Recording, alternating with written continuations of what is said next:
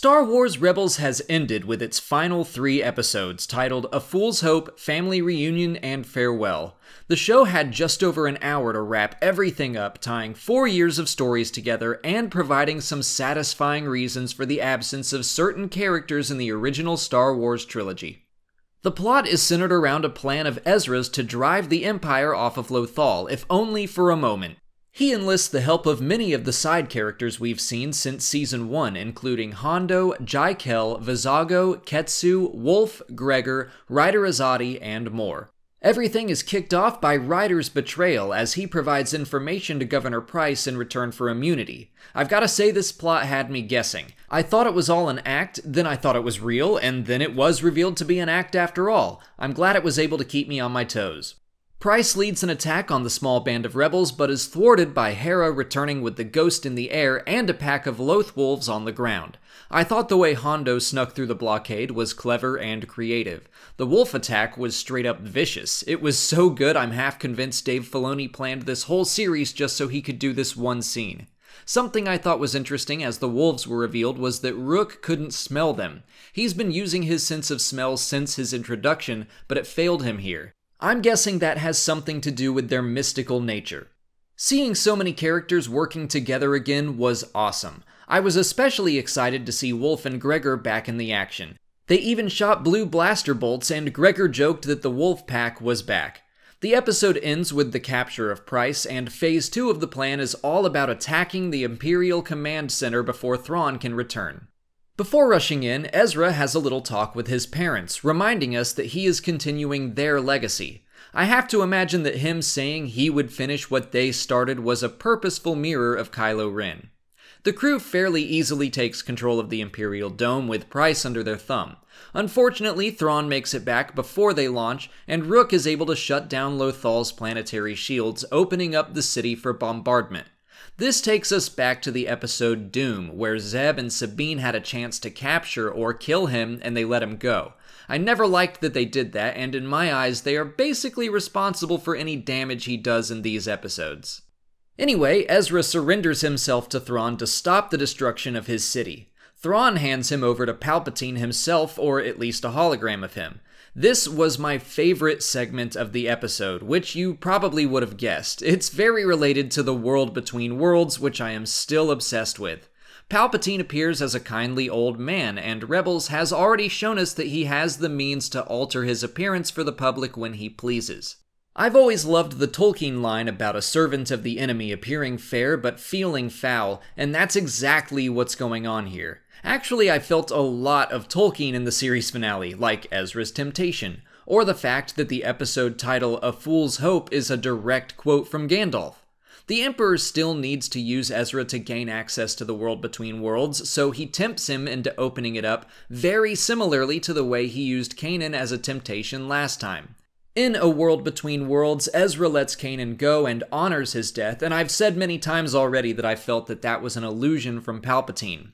Right after Ezra resisted, he talked about how he wanted to be with his parents again right before the Emperor appears, so he knows exactly what Ezra wants and he tempts him with it. But again, Ezra resists, and Sidious reveals his true colors in an awesome sequence that leads to a number of royal guards attacking. It's great to see a canon version of their armor under the cloaks, and it seems like force pikes are way more powerful than we originally thought. It seems like they let the wielders harness the Force to some degree, even though I'm guessing they aren't Force sensitive. Very interesting. Meanwhile, the rest of the crew works to get the planetary shields back online. Gregor is shot, and I screamed at that even though I kinda figured it was going to happen. I really liked his dying words about a few clones fighting for a cause they chose instead of something that they were bred for. Also, Zeb traps Rook and watches him fry to death as the shields are restored. This is what happens when Sabine doesn't stop him, and I really like it. Ezra confronts Thrawn again, determined to remove his presence from Lothal once and for all. And he does so with the help of the Purrgil from Season 2. And another moment that caused me to scream was Thrawn demanding a status report from Captain Pellaeon, more Legends characters coming back to play. Even if it was just a name and we never get anything else from him, it made me happy. I thought this was a pretty solid way to beat the Grand Admiral. Ezra's connection with the Purrgil was established well, and more importantly, how could Thrawn have ever expected space whales to show up and save the day? He said himself that he didn't understand the Force earlier in the episode, and by the way, I can't wait to see Thrawn and Vader talk about the Force in Thrawn alliances. But Ezra and the Purrgil wind up fulfilling the Bendu's vision in Season 3 where he saw Thrawn's defeat embraced by many cold arms. He and Ezra are both swept into hyperspace to who knows where. And with that, 2 of my concerns about Rebels were resolved. I've said since this series began that Ezra and Kanan could not be around for the events of the original trilogy because Luke is desperate for someone to help him with the Force.